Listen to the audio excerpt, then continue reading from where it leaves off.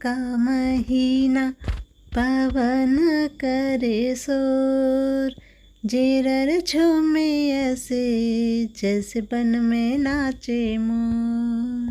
Hello दोस्तों, आप सभी को श्रावण के पहले सोमवार की हार्दिक शुभकामनाएं। भगवान शिव जी की कृपा आप सभी पे बनी रहे और उनका आशीर्वाद हमेशा आप लोगों के साथ रहे। तो जी, आज है श्रावण का पहला सोमवार और आज मैं व्रत रखती हूँ। तो देखिए, अभी मेरे सारे काम हो चुके हैं, खाना बन चुका है, घर की साफ़ सफाई हो चुकी है और मैं नहा धो के तैयार भी हो चुकी हूँ। और अब मैं आ गई हूँ अपने छत पे फूल तोड़ने के लिए। अब देखिए, फूल तो मेरे घर पे ही रखे हैं और मेरे घर पे बेलपत्र का पेड़ भी है, तो मैं बेलपत्र भी तोड़ ली हूँ। और अब बस मैं नीचे आ जाऊंगी और घर की पूजा कर लूँगी मंदिर की। और उसके बाद मुझे जाना है मंदिर, शंकर जी के मंदिर जाना है, जो मेरे घर के थोड़े पास ही है, 5 मिनट के रास्ते पर ही है। मैं इत्मीनान से अभी घर के मंदिर की पूजा कर रही हूँ और बस मेरे मंदिर की पूजा होने के बाद में मैं और यूवी जाएंगे शंकर जी के मंदिर में, जो पास ही है। मैंने तो बहुत कुछ सोचा था, मंदिर जाने के बाद में आराम से पूजा करेंगे। जैसे ही मेरे घर की पूजा ख़त्म हुई, मुझे ऑफिस से कॉल आ गया कि आज ऑडिट है तो जल्दी आना है। वैसे ऑडिट है करके मुझे पहले से पता था, पर मेरे जाने का टाइमिंग है 11 बजे, बट ऑडिटर लोग जल्दी आ रहे हैं इसीलिए मुझे जल्दी बुलाया गया था। तो अभी लगभग 8:30 बजे हुए थे, तो मुझे 9:30 तक ऑफिस भी जाना था और मुझे मंदिर भी जाकर पूजा करनी थी। पर जब मेरी तैयारी हो ही गई है, मैंने तैयार कर लिया था सब कुछ, तो मैंने सोचा कि मंदिर होकर ही आती हूँ, उसके बाद देखा जाएगा जो होगा। फिर मैं 9:30-10 बजे तक ऑफिस पहुँच जाऊँगी। पर मैं जब मंदिर पहुँची तो देखा कि वहाँ पर भी बहुत ज़्यादा भीड़ लगी हुई है, सभी लोग पूजा करने के लिए आए हुए थे। तो मुझे वहाँ पर भी थोड़ा देरी हो गया, क्योंकि उतनी ज़्यादा भीड़ में मंदिर में पूजा करने के लिए मुझे जगह ही नहीं मिल रही थी। फाइनली मेरा नंबर आया और मैंने फटाफट से पूजा किया और मन ही मन मैं भोलेनाथ से क्षमा भी मांग रही थी, क्योंकि मेरा ध्यान सारा ऑफिस में ही था। क्योंकि मुझे ऑफिस से बार बार कॉल आ रहे थे कि आप जल्दी आ जाइए, क्योंकि ऑडिटर लोग बस आने ही वाले हैं और सारा डॉक्यूमेंटेशन का काम मेरा ही था, तो मुझे वहाँ पे रहना ज़रूरी था। तो मेरा ध्यान बस उधर ही था कि मंदिर से पूजा करने के तुरंत बाद मैं घर आ गई और घर आने के बाद मैं बस ड्रेस वगैरह चेंज करके मैं ऑफिस के लिए निकल गई थी। तो मिलते हैं आपसे शाम में ऑफिस से आने के बाद।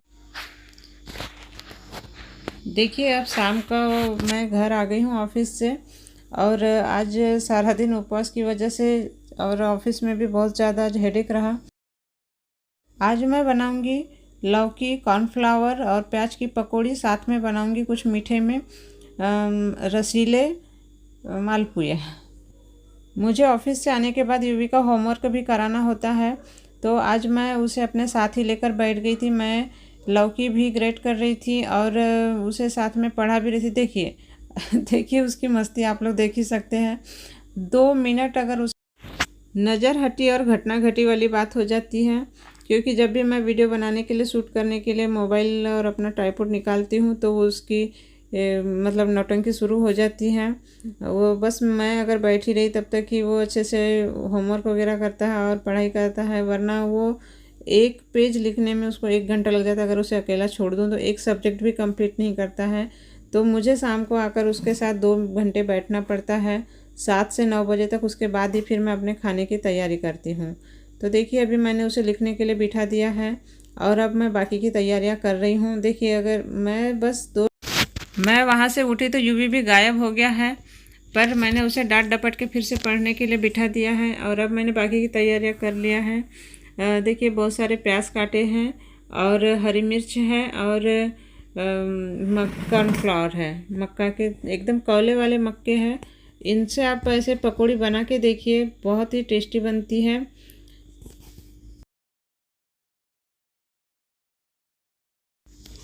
अब हम इनमें बाकी के मसाले ऐड कर देंगे।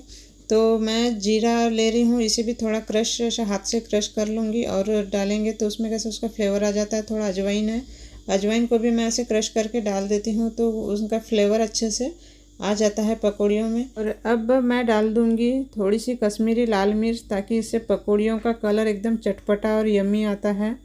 दिखने में बहुत ही अच्छी दिखती है। थोड़ा सा आप कश्मीरी लाल मिर्च का यूज़ करिए कोई भी पकौड़ियों में। और ये देखिए थोड़ा सा हींग भी डाल दिया है मैंने, क्योंकि हींग का फ्लेवर भी मुझे बहुत ज़्यादा पसंद है। और ये बस नमक डाल देंगे आप अपने स्वाद अनुसार। आप चाहें तो नमक बाद में भी डाल सकते हैं, क्योंकि अगर आप पहले डाल देंगे तो उसमें जो है लौकी जो है बहुत ज़्यादा पानी छोड़ देती है। मुझे आइडिया नहीं था तो मैंने साथ ही नमक डाल दिया था। तो देखिए अभी मैंने थोड़ी सी कसूरी मेथी भी डाला है। इन सब से आप मिलाकर पकौड़े, इन सब को मिलाकर आप पकौड़ी बनाइए। और देखिए इन पे थोड़ी सी कोटिंग के लिए मैंने बेसन डाला है। बस हमें बेसन इतना ही डालना है कि उन पे अच्छा सा कोट हो जाए, कवर हो जाए, सभी चीज़ अच्छे से मिल जाए। प्याज और कॉर्नफ्लावर को अच्छे से मसलते हुए हमें मिलाना है, ताकि बेसन और जो प्याज और हरी मिर्च और कॉर्नफ्लावर है वो अच्छे से मिल जाए। मुझे थोड़ा गीला लग रहा था तो मैंने और थोड़ा सा बेसन ऐड कर दिया था। तो देखिए अभी जो इसकी थिकनेस है, अभी बनाने से पहले जब मैं चेक की तो काफ़ी पतला हो गया था। इसीलिए मैं बता रही हूँ कि मतलब नमक जो है बाद में ही डालिएगा। अब मैंने उसे मिलाकर एक साइड रख दिया है और अब हम कर लेते हैं मालपुए की तैयारियाँ। तो देखिए मैंने थोड़ा सा गेहूं का आटा लिया है और इसमें जो है गुलाब जामुन मिक्स जो रहता है वो आटा डाला है मैंने थोड़ा सा। आप इस टाइप का रेशो ले सकते हैं कि 1 कप अगर गेहूं का आटा ले रहे हैं तो आधा कप से भी कम आप गुलाब जामुन का पाउडर ले सकते हैं। बचे हुए पैकेट्स को मैं अच्छे से पैक करके रख देती हूँ तो वो जल्दी से ख़राब नहीं होते और उनमें हवा नहीं लगती है। अब इसमें थोड़ा सा हम लोग घी ऐड करेंगे, आप चाहे तो ऑयल भी ऐड कर सकते हैं, पर मेरे पास देसी घी रखा हुआ था, इससे टेस्ट बहुत ही अच्छा आता है। तो हम मोयन के लिए घी का यूज़ करेंगे, आप चाहे तो ऑयल का भी यूज़ कर सकते हैं। मैं इतना घी या ऑयल यूज़ करना है कि हल्की सी मुट्ठी बांधने पे लड्डू बन जाए। तब हमें तीनों आइटम को अच्छे से मिलाना है, घी, गेहूं का आटा और गुलाब जामुन मिक्स पाउडर। तो अच्छे से हमें मिलाना है और देखिए पूरी तरह से अच्छे से मिल जाए तब हम इसमें डालेंगे थोड़ा सा नमक स्वाद के लिए, क्योंकि नमक डालते हैं तो उसका टेस्ट अच्छा आता है। बस थोड़ा सा ही डालना है, बहुत ज़्यादा नहीं डालना है। और अब हमें सारी सामग्री को बहुत अच्छे से मिलाना है, हाथों से अच्छे से मिलाना है, उन्हें बहुत अच्छे से मिलाना है। देखिए ऐसे हल्की सी मुट्ठी बांधने पे लड्डू बन जाना चाहिए। इस टाइप से आप किसी भी अगर मठरी बना रहे हैं या मालपुए बना रहे हैं तो इसी टाइप का रेशो रखिए मोयन का। और देखिए अब मैं थोड़ा थोड़ा दूध ऐड करूँगी। अब बिल्कुल थोड़ा थोड़ा हमें दूध ऐड करते जाना है और एक अच्छा सा हमें बैटर तैयार करना है।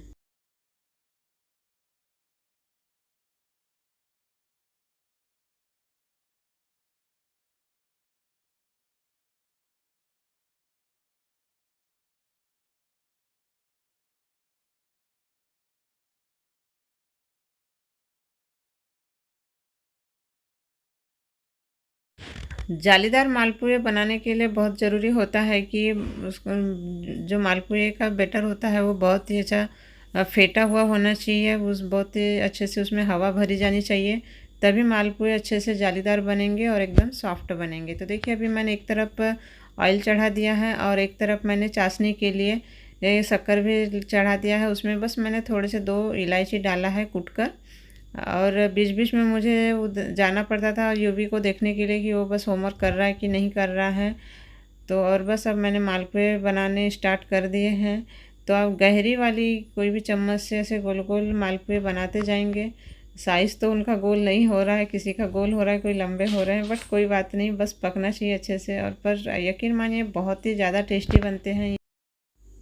आज खाना बनने में ज़रा लेट हो गया क्योंकि मैं ऑफ़िस से लेट आती हूँ और 6:30 के आसपास मैं आती हूँ, कई बार 7 भी बज जाता है।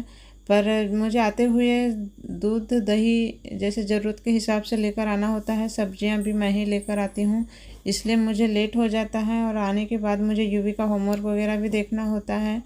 तो और पूजा वगैरह भी कर लिया था मैंने थोड़ा आराम से, तो इसलिए आज थोड़ा खाने को मतलब 9 बज गया है। तो अब ससुर जी के खाने का टाइम भी हो गया है और मुझे बीच बीच में जाकर यूवी को भी देखना होता था कि वो पढ़ाई कर रहा है कि नहीं कर रहा है, क्योंकि सुबह भी फिर मुझे लेट हो जाता है। तो पर भी मैं उसे सुबह भी 1 घंटा तो ज़रूर देती हूँ पढ़ाई के लिए। और बस अभी मेरे सारे मालपुए बन रहे हैं। बन चुके हैं काफ़ी कुछ, पर जब मैं पूरे बना लूँगी उसके बाद ही उन्हें चाशनी में डालूँगी।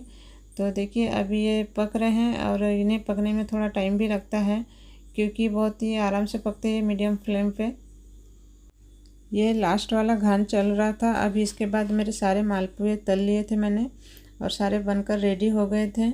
अब बस मैं इन्हें ठंडा भी होने की ज़रूरत नहीं है, जैसे हैं उसी सिचुएशन में हमें चाशनी में मिला देना है। तो देखिए अभी मैंने चाशनी को गरम कर लिया है और अब एक तार से भी कम की चाशनी चाहिए हमें।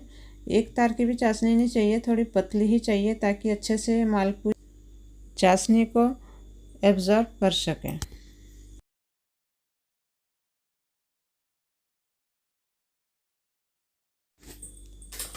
भगोने को दोनों तरफ पकड़ के इस टाइप से हिलाना है ताकि नीचे की चाशनी जो है ऊपर भी मालपुए पे लग सके और सारे मालपुए अच्छे से मीठे बनेंगे और सारे मालपुए चाशनी को अच्छे से एब्जॉर्ब कर लेंगे। अब हम इन्हें साइड में रख देंगे और अब हम स्टार्ट करेंगे अपने पकौड़ियाँ बनाना। तो देखिए फिर से मैंने कढ़ाई चढ़ा दिया है क्योंकि अब मुझे पकौड़ियाँ भी तलना है और बस एक बार पकौड़ियाँ बन जाए फिर मैं ससुर जी का खाना लगा दूँगी। हम लोग को तो थोड़ा लेट भी हो जाए तो चलेगा, बट ससुर जी का खाना थोड़ा टाइम पे होना चाहिए। वैसे आज लेट हो गया है, वैसे उन्हें भी पता है कि आज त्यौहार वाला दिन है तो थोड़ा लेट हो जाता है। वैसे वो उतने ज़्यादा माइंड नहीं करते हैं। तो देखिए अभी मैं पकौड़ियाँ भी तल रही हूँ और पकौड़ियाँ का देखिए बैटर कैसे पतला हो गया है थोड़ा, पर मैंने उसमें बेसन फिर से ऐड नहीं किया क्योंकि क्वांटिटी बहुत ज़्यादा बढ़ जाती और बस मुझे रात के लिए ही बनाने थे तो बहुत ज़्यादा भी नहीं लगते, बस 4-5 प्लेट ही बनाने थे मुझे। तो देखिए अच्छे से हमें इन्हें भी मीडियम आंच पर ही पकाना होता है क्योंकि लौकी ज़रा पकने में टाइम लेती है और प्याज भी थोड़े पकने में मतलब टाइम ही लगता है उन्हें भी पकने में। तो अब देखिए गोल्डन हो गए हैं, अब मैं इन्हें निकाल लेती हूँ। आज के डिनर में मैं मालपुए और पकौड़ियाँ ही बना रही हूँ और सुबह का सब्जी और चावल रखा हुआ है। अगर किसी को लगेगा तो वो उन्हें मैं सुबह का गर्म करके दे दूँगी, बट सब लोग तो खा लेते हैं, नहीं वैसे ज़रूरत पड़ती है, बट हस्बैंड जी ही थोड़ा खाने में नानुकर करते हैं। तो देखिए अभी मैंने ये थाली बना दिया है ससुर जी के लिए। तो देखिए दिख रहे हैं ना एकदम रसीले मालपुए और पकौड़ियाँ। तो अब बस ससुर जी को मैंने खाना दे दिया है और अब बाकी की पकौड़ियाँ मैं तल रही हूँ। तो तब तक मैंने बेटे को भी लगा दिया, बेटे के लिए भी थाली लगा दिया था। तो मेरा बेटा और ससुर जी खाना खा रहे हैं, अभी चल ही रहा है उनका खाना। मेरे बेटे को भी मैं 10 बजे तक सुला देती हूँ ताकि उसकी नींद अच्छे से हो जाए और वो जो सारा दिन स्कूल का रहता है वो अच्छे से एंजॉय कर सके। अगर बच्चों की नींद पूरी नहीं होती है तो बच्चे चिड़चिड़ करते हैं, तो इसीलिए मैं उसे आते बराबर ही पहले पढ़ने के लिए लगा देती हूँ, होमवर्क करवाती हूँ, बाद में मैं खाना बनाती हूँ। बस आधा घंटा लगता है मुझे खाना बनाने में और फिर मैं उन्हें 9:30 तक खाना दे के 10 बजे तक सो जाता है यूवी भी, और हम लोग भी लगभग 10:30-11 बजे तक सो ही जाते हैं। तो देखिए अभी मेरा सारा खाना बन चुका है और अब मेरे हस्बैंड जी को आने में अभी ज़रा टाइम था, 10-15 मिनट टाइम लगेगा बोल रहे थे। वो कंपनी से आने के बाद में पार्ट टाइम जॉब करते हैं, तो अभी वो आने में उन्हें लेट था। तो मैंने सोचा कि मैं किचन क्लीन कर लेती हूँ अपना, क्योंकि ये जो भी बनाते हैं तो थोड़ा ना थोड़ा गिर ही जाता है, किचन गंदा हो ही जाता है। तो हमें इन्हें साथ ही साथ मैंने इसे साफ़ कर लिया है, वरना वो दाग धब्बे जम जाते हैं परमानेंटली जैसे ही, तो उन्हें साफ़ करने में फिर दिक्कत होती है। तो मैंने साथों साथ मैंने सारे बर्तन भी वॉश कर लिए थे और किचन क्लीन भी कर लिया था। देखिए किचन क्लीनिंग के साथ मैंने जो अपने सिंक की जो छलनी होती है मैं उसे भी हमेशा साफ़ करके रखती हूँ और अच्छे से मैंने किचन क्लीन कर दिया है। यही वजह होती है कि मेरे किचन में कभी कॉकरोच वगैरह नहीं होते हैं। चींटियाँ तो भले ही हो भी जाती है क्योंकि मेरे घर पे पेड़ और गमले बहुत ज़्यादा हैं, तो उनकी वजह से चींटियाँ आ ही जाती हैं गर्मी के दिनों में, बट कॉकरोच बिल्कुल भी नहीं रहते हैं, क्योंकि अगर साफ़ सफाई अच्छे से रखेंगे तो कॉकरोच वगैरह का आना मुश्किल ही रहता है। इतने में मेरे हस्बैंड आ गए और हम लोगों का खाना भी हो गया था और देखिए अब बाकी के काम भी रह गए हैं, कुछ कपड़े मैंने धोए थे फोल्ड करने के रह गए हैं, और चावल और गेहूँ पिसवाए थे वो आटा भी रखने का रह गया है।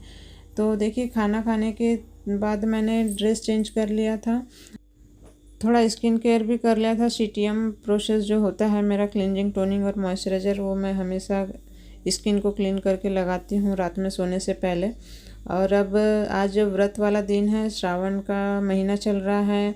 तो मेरी मम्मी हमेशा कहा करती थी कि श्रावण में हमें हमेशा ही रामायण पढ़ना, और मेरी मम्मी श्रावण में पूरा महीना रामायण पढ़ती थी शाम रात में, और हमसे भी पढ़वाती थी ताकि हमें भी वो सब चीज़ों की जानकारी हो सके और हमें भी रामायण पढ़ना आना चाहिए और उसका मतलब समझ सके। तो आज हमें उस समय तो अच्छा उस समय तो हमें अच्छा नहीं लगता था पढ़ना, बोरिंग लगता था, बट अब उसका मतलब हम लोग समझ चुके हैं। मैं यूवी को बिठाती हूँ, पढ़ती हूँ तब, पर वो आज सो गया है क्योंकि खाने बनने में लेट हो गया मुझे। तो अभी लगभग 11 बज गए थे, तो यूवी भी सो गया है, ससुर जी भी सो गए हैं, वरना मैं ससुर जी और यूवी को बिठाती हूँ पास में और उन्हें रामायण पढ़ के सुनाती हूँ। हरिहर जस राकेश राहु से, पर अकाज भट सहस बाहु से, जे पर दोष लखहि सहसाखी, पर हित घ्रत जिन के मन माखी। रामायण बहुत देर तक नहीं पढ़ा क्योंकि आज मुझे भी बहुत ज़्यादा थकान हो रही थी, तो बस मैंने थोड़ा सा पढ़ा और रामायण रख दिया है। और बस इसी के साथ मैं अपना व्लॉग एंड कर रही हूँ। अगर आपको किसी भी वजह से मेरा व्लॉग अच्छा लग रहा है तो प्लीज़ लाइक कीजिए, शेयर कीजिए और सब्सक्राइब कीजिए। मिलते हैं आपसे नेक्स्ट व्लॉग में, तब तक के लिए बाय बाय।